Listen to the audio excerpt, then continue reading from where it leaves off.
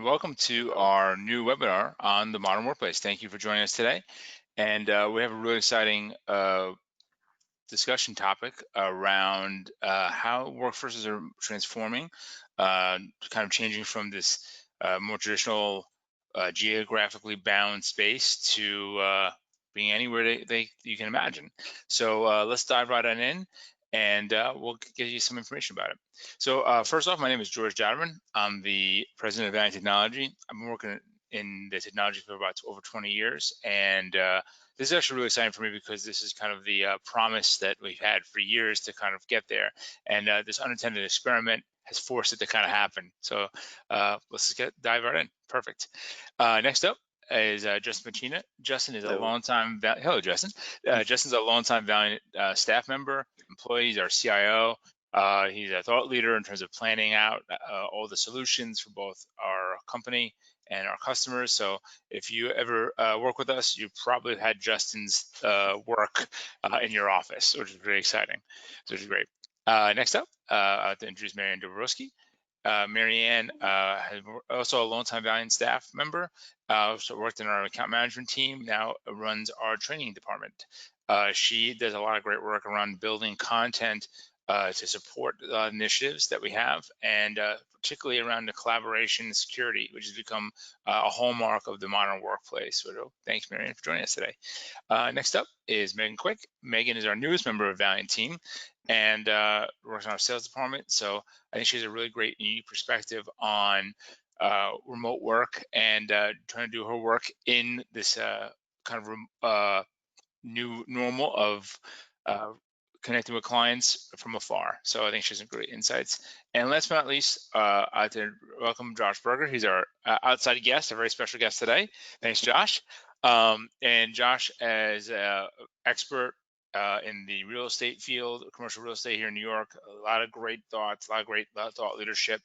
And I think he brings a lot of weight to our discussion around the modern workplace and how the physical space can be transformed and be involved in the modern workplace kind of design and thought. So without further ado, let's dive right in and go give a little definitions. Now, we want to know, what is a modern workplace? So I'm going to hand this over to Justin as our kind of like resident thought leader to give us an idea of how the Valiant team defines a modern workplace. Justin, take it away.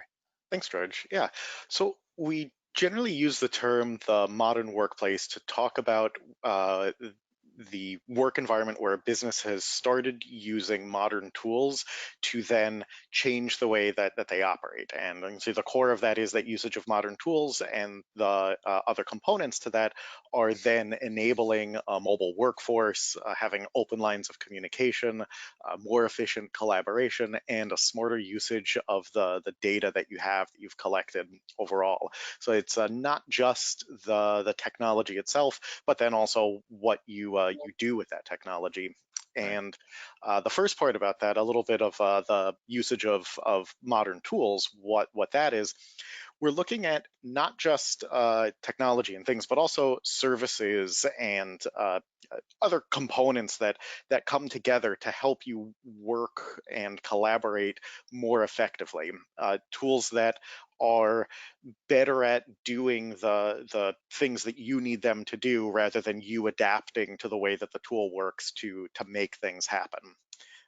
In conjunction with that, we see a lot of these tool sets are fairly complex, and going hand in hand with having these tools is really understanding how to use them. That it's right. They're big pieces of software or equipment or processes that are in place, and the tools can be used in a number of ways, and we want to make sure that people know how to use them. And I think Marianne can give us some more information about that training and how that works.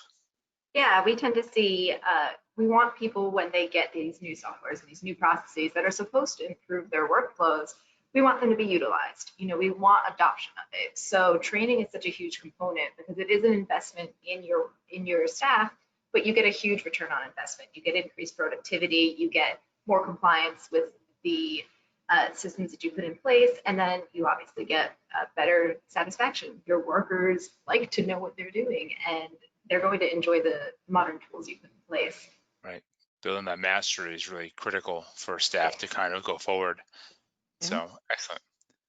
And Justin, there's the next one. Yeah, so that once you've got these tools in place, the next thing that you can sort of see is this mobile workforce where, as we've been seeing, we've got people that are not just working in offices but also working remote. And I think Josh has some interesting insight into this from the trends that you're seeing. Right. Sure, absolutely. I think as everyone can see, the data on the screen, 70% of employees globally and 43% of Americans are working remotely at least once per week. This does mean that there still is a significant element of in-office work and in-office interaction and collaboration. And so the key is really balancing the two together to make sure that there's a cohesive theme and consistency throughout the organization in terms of that. Now, that will sometimes be rotating schedule for employees, which leads to more efficient utilization of space. That obviously brings down costs in a material way. Tenants can slim down the square footage occupied and have more meeting and collaborative spaces as opposed to dedicated individual spaces. And listen, the pendulum is swinging one way right now, and it's imperative for employees to implement the right technology solutions in order to employees feel safe and catered to in terms of their needs. A lot of these changes will also be industry dependent. Certain industries are more collaborative than others, and the ones that are really collaborative, you do need to have a blend of the two because in certain instances, technology can bridge the gap, and at other times it would be more challenging. So to have systems that work together is really, really important. If you're in an industry that relies heavily on individual work, that can obviously play a role to and cater to much more remote work as opposed to the in-office work. And so we'll touch more later about that balance a little bit. Mhm. Right.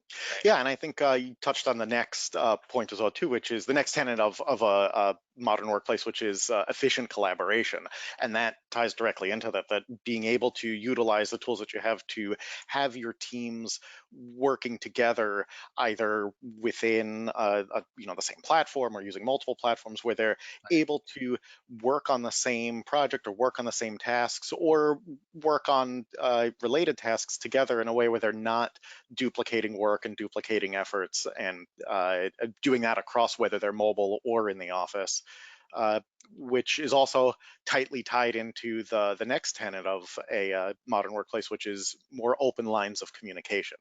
And we're seeing this not just as the availability of tools like this, like WebEx or chat or text messages or things like Right. that, but the ability for that to then open up the communication within teams and within departments and between teams and departments, where in the past things might have been more siloed.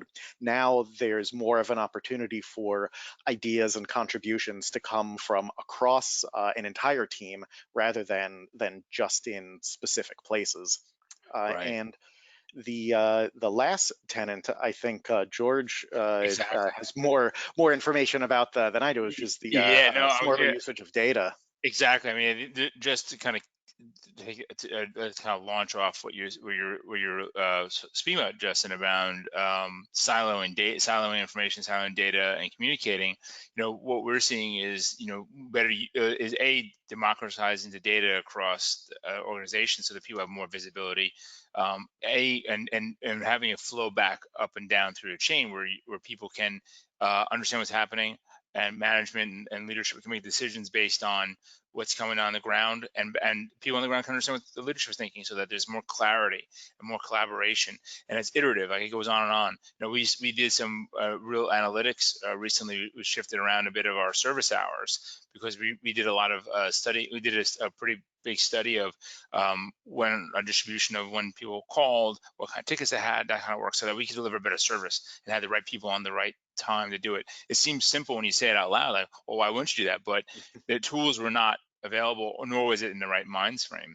And I think a lot of this is really can really help deliver better utilization resources, drive and by better using resources, people have more time to do things that are more applicable, better to make them more satisfied with their work, which leads to a better outcome for both the staff Mhm. and the end users and your customers, and just basically around the whole chain, to the whole continuum. And I think it's really great that now that we kind of defined like how we define the modern workplace. I think always useful to kind of step back for a second, like how did you get here? Like what is the modern workplace?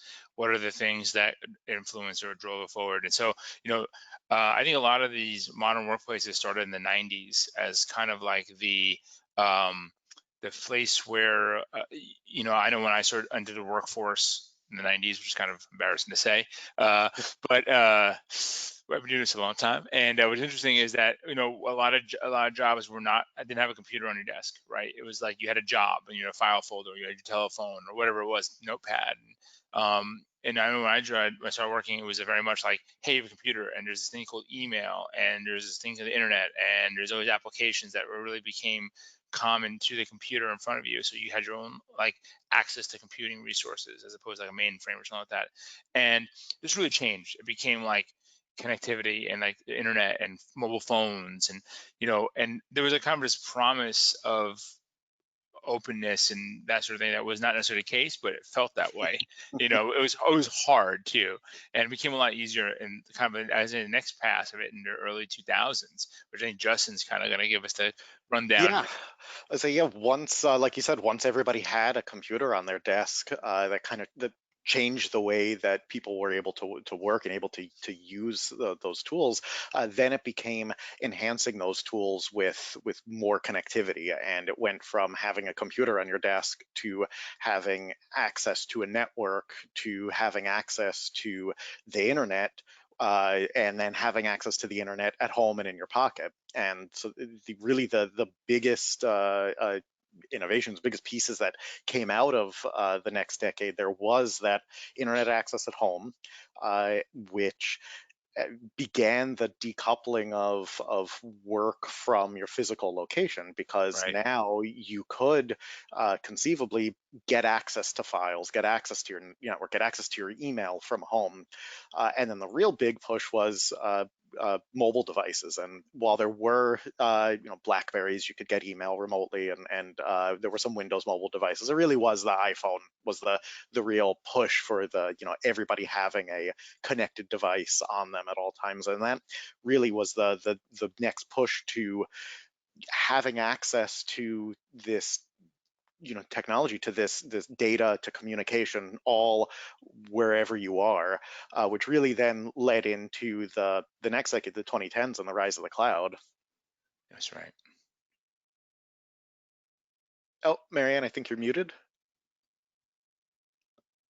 Thank you. Okay. when the Yes, when the 2010s came is really when you moved from I'm working on a workstation to I'm working through the internet. I mean, obviously there were elements of that before, but it really got solidified when everything started moving to the cloud. You had cloud computing, you get cloud storage, so it's really something that enables you to work from anywhere, which is really what we're looking at in the modern workplace. And a lot of people got used to it with Google Drive and all that stuff, but obviously Microsoft has brought out all of their systems with SharePoint and everything, and it's become, pretty universal that a lot of workplaces have this element or are completely working out of the cloud. So, That's right. Yeah, which moves us into yeah, make it exactly. Kind of dealing with it every day. yeah.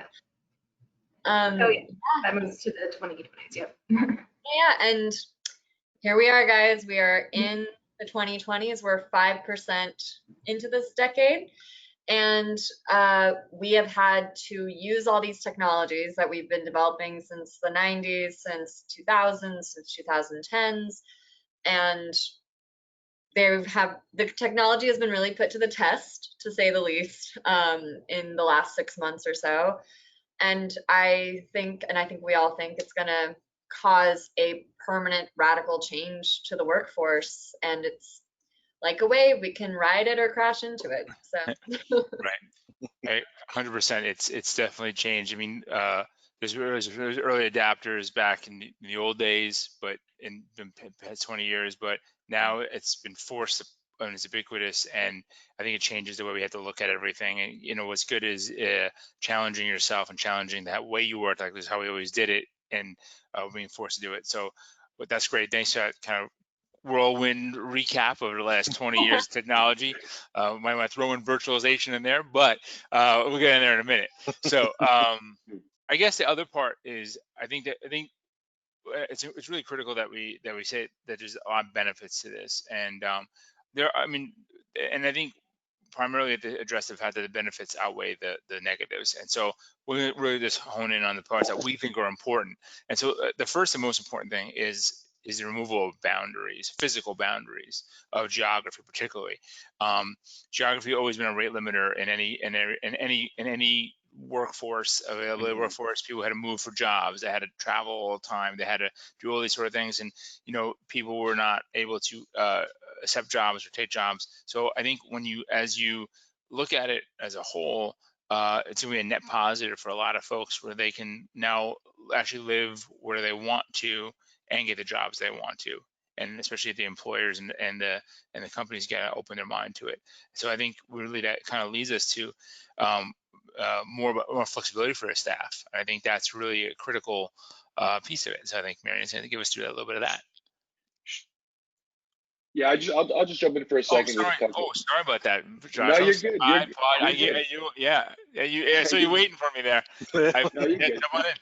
Yeah. So just just a couple of things on this topic. For organizations that have people working from home, they want to make sure that the employees that are working from home don't feel left out as compared to the ones in the office, right? There's a lot of culture that's built there, and so it's really important and crucial to invest in the right technology and to learn how to use that technology properly in order to leverage your team properly and avoid having any rifts between your employees. Now more than ever, there are temporary spaces available.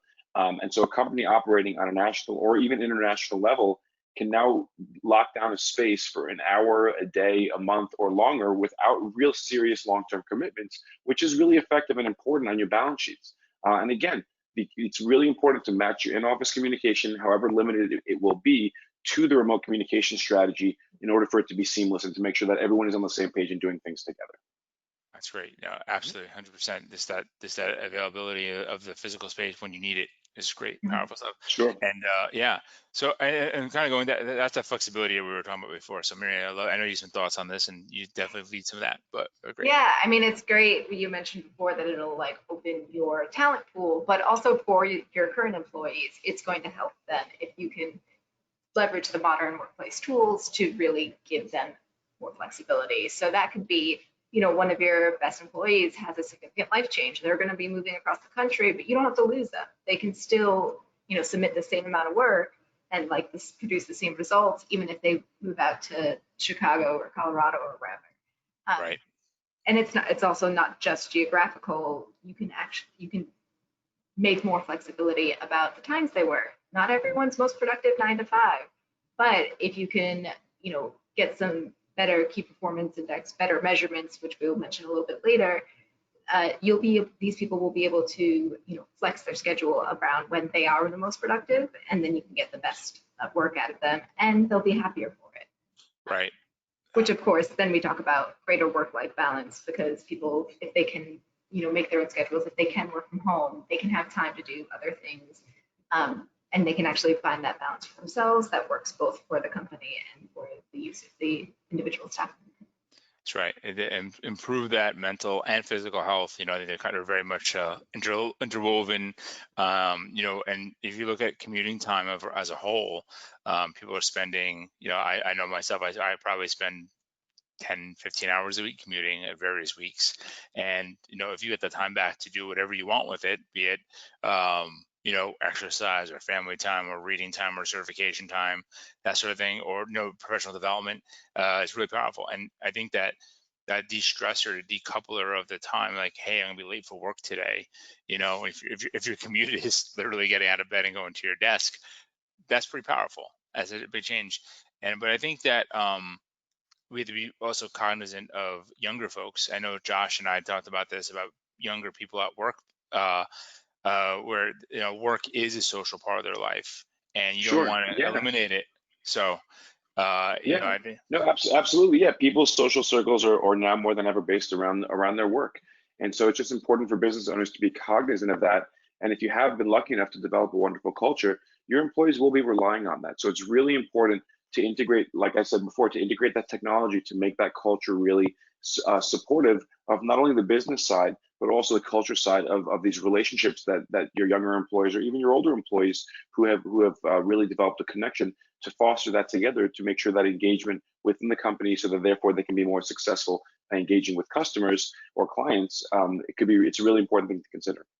exactly. I mean, I know like the Valiant office is a bar in it. That's sitting fallow, you know. So it's Yeah. you know. So if you think from a different perspective, like we this is something we as an improvement. We need to look at that to improve our culture as a company overall. Sure.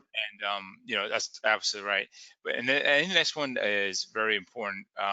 Beyond just like these benefits to staff, but it's improved productivity Mhm. around certain things. I think Justin used some great ideas on that.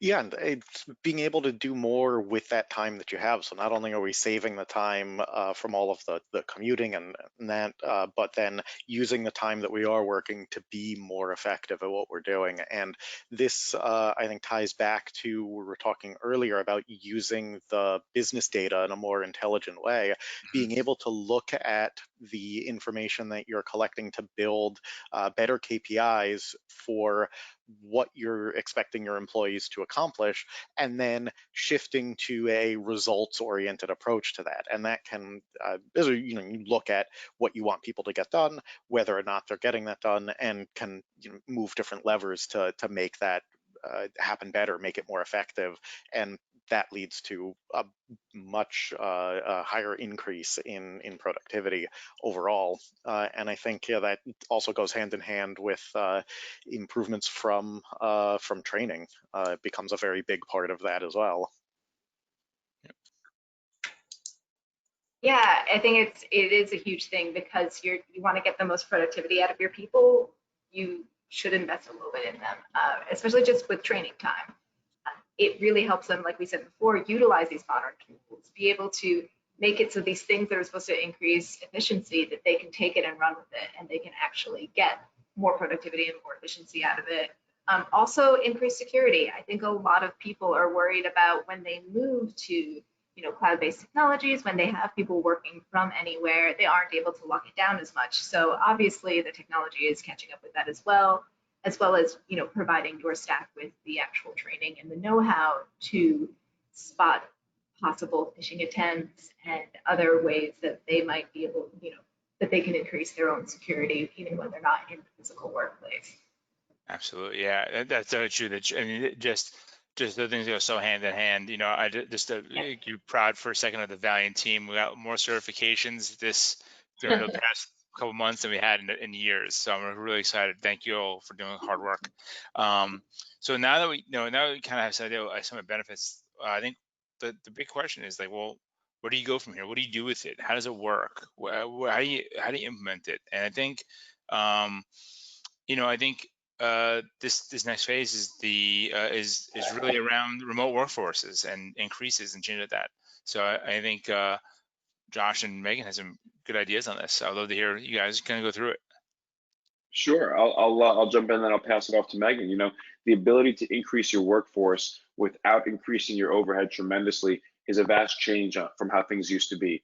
Rent is generally the second largest ticket item on your balance sheet, and this is an opportunity to increase your workforce without increasing your long-term overhead drastically.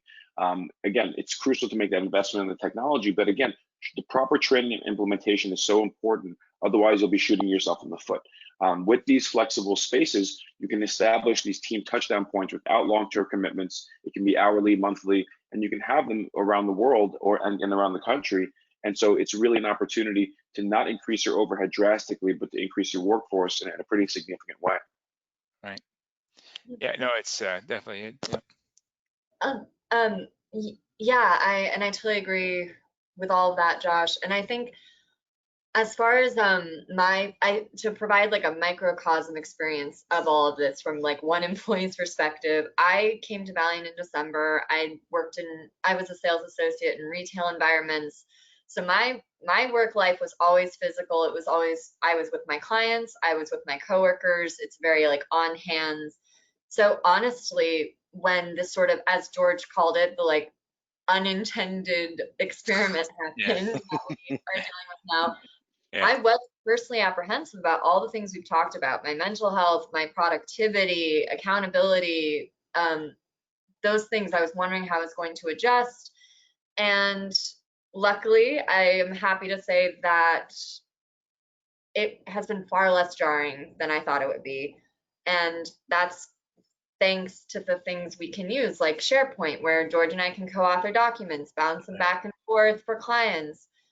We've had a lot of prospect meetings too, with people reaching out to us or us reaching out to them, and they go well on Microsoft Teams because we still can kind of establish, like, nothing replaces physical connect, like meeting physically, but meeting over Teams, being able to make eye contact, read body language, it's pretty great, and the tools are supporting us pretty well. So I've been reassured by that personally. Yeah. Yeah, no, it's pretty great. It has been, it's been interesting, and you do get a lot more, kind of say, bang for your buck, but you have to change with it and adjust to it. And I think that kind of leads into our next piece about structure, Mhm. and more about the experience. I think Yeah. that's a great place. Yeah, and so what we're seeing, and especially a lot of the things that Megan mentioned, what we're seeing are not necessarily tools that are like standardizing on specific tools, but standardizing on uh, specific solutions or experiences, where the end result is more important than how you get there, and being able to package that result into something and make that available. And we're seeing that with we've seen that with the rise of like SaaS programs, where it's, it doesn't matter what computer you're on, you just open up a browser and there you go and you can get to it. And we're seeing that with virtual desktops, where now it doesn't matter what computer you're on, you can just connect and have all of the applications and everything running there. And we're seeing that in security as well, with the shift away from perimeter security to data categorization and applying security to that category of data. All of those things let you really work together in a better way, because again, you're not worried about the having a specific computer in a specific network. It's more about using the tools to have that experience and to use those tools for that result. You think of it like with like a bring your own device policy, where Right. doesn't matter if it's a company computer or not, because all the things that you're connecting to and that you're using are company tools and company pieces, and you have that experience of using those things from any device, as Right. opposed to And something locked down.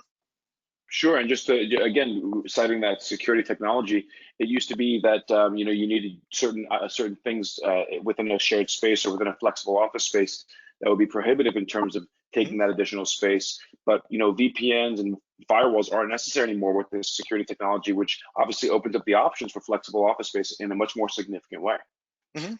Yeah, they work anywhere, wherever you Yeah. go. All the data lives in a virtual machine somewhere, or a public cloud.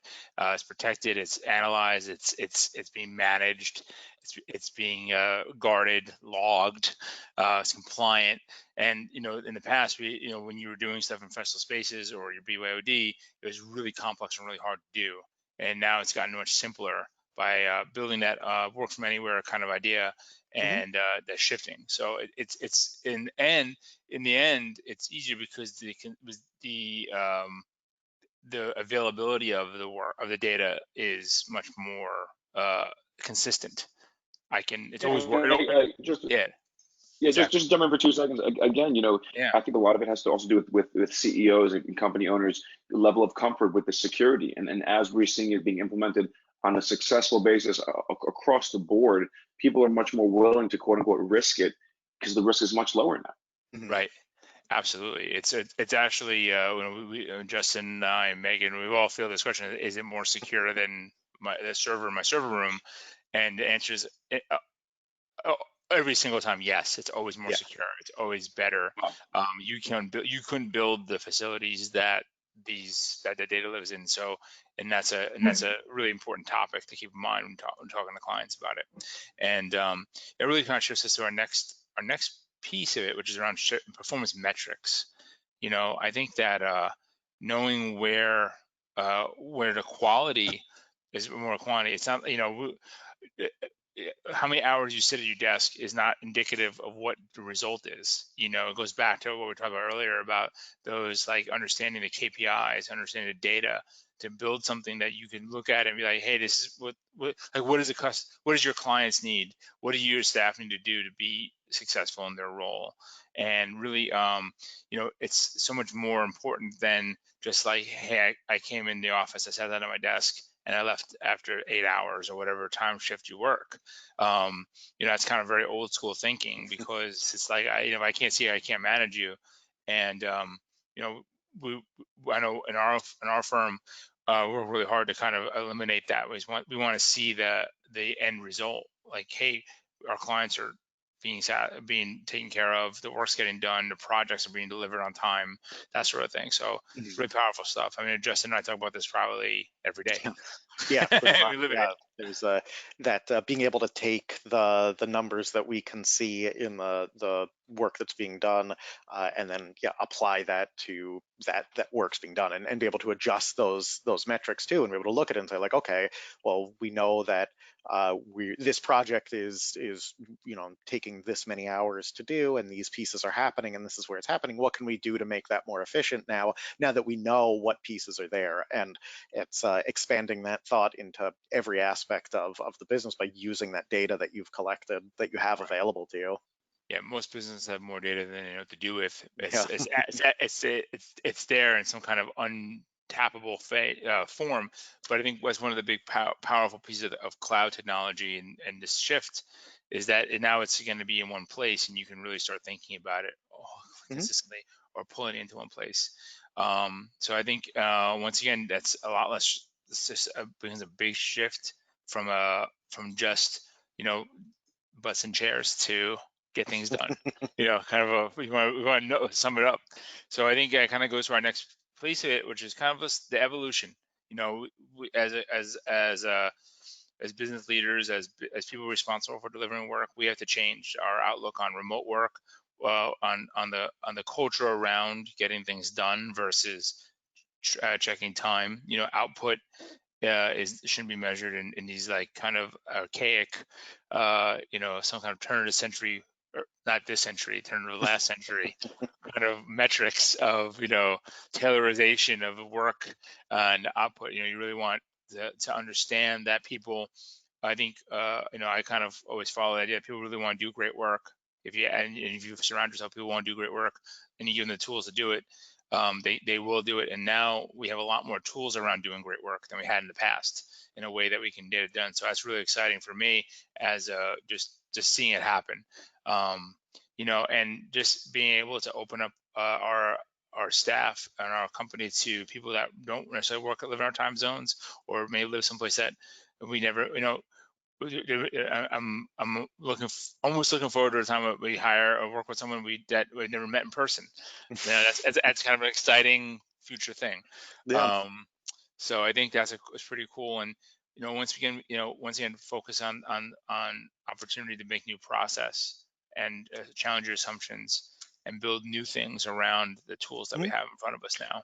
Yeah, and I think the ability to invite other people in, or to have other voices in the organization, that's not limited by that geography in the same way. And that's not necessarily that they're not in a physical space, because, like Josh said, it's going to be very easy to have that co-working spaces, or spaces in multiple places, and especially with the technology on top of it, it then becomes easy and secure to do.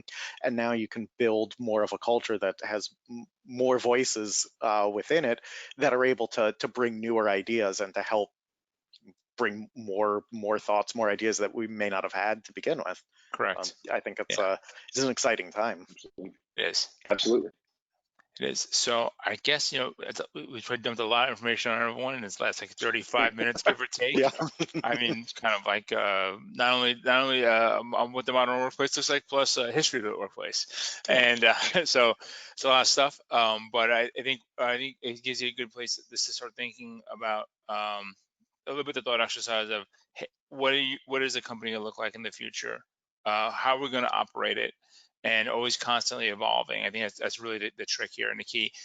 We put together a bunch of resources that we think are really useful that can help you just kind of get started with this anywhere, working from anywhere, collaborating, using some of the tools you probably already have in your company. Most companies, there's a huge penetration of these collaborative cloud tools. We work a lot with them, so we put them together as great resources. Thank you, Marianne. Some of that, almost all of that work is yours, and it's really great to see. It's really powerful.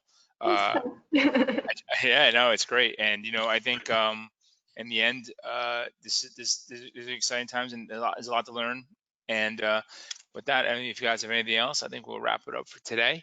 And I just want to say thank you for everyone for watching this. If you're watching it live, you're watching it on a recording, please ask us any questions. We love questions. When we get them, we answer them right away. We want to make sure that we're addressing what people want to know about. If you need IT support, if it's just a question about IT support, shoot it to us. We want to hear it. And yeah, so our next cycle of data we're going to work on, or information we're working on, is around data protection. We think that's like the next, as you decouple the physical from the data, you have to start protecting it in a different way. So we were doing a series of education around it, culminating in our data protection for modern workplace. That's on August 13th. We'll probably have some similar people on that discussion. And with that, I want to say thank you for everyone, and thank you, Justin. Thank you, Megan. Thank you, Marianne, Welcome. and thank you, Josh. Really, really appreciate Thank it. you. Thanks for having me. And it's always great to hear the voices and perspectives. All right. Well, thank you so much, and Thanks, everyone. have a great day. Thank you. Thanks, everyone. Bye now. Take care. Bye.